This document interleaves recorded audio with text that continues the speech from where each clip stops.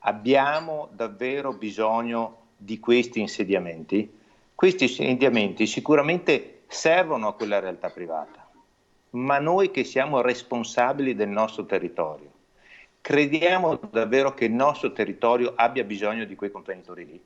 Sposta l'interrogativo sul tema del consumo di suolo e dello sviluppo sostenibile il presidente della Confcommercio Capraro, riferendosi alla prospettiva di uno sbarco del colosso Amazon a Roncade nei pressi del Casello e all'interrogativo che si apre sul futuro del discusso polo logistico tra Quarto d'Altino e Casale sul Sile, dato per assodato che lo sviluppo tecnologico e l'online, dice Capraro, rappresentino la nuova frontiera di vendita.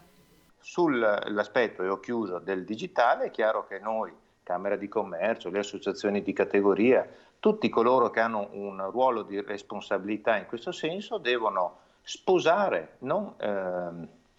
combattere, devono sposare il digitale e devono portarlo all'interno delle famiglie, delle scuole, delle aziende e degli esercizi commerciali, perché questo è il nostro futuro.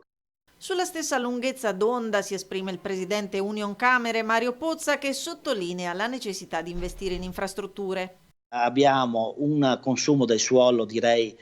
molto importante, molti allarmi sono stati lanciati, tra l'altro c'è uno studio che Camera di Commercio e Assindustria Veneto Centro stiamo ormai ultimando per fare la mappatura delle province di Padova e di Treviso di quanti capannoni ci sono, di quanti sono occupati e cosa c'è dentro in questi capannoni.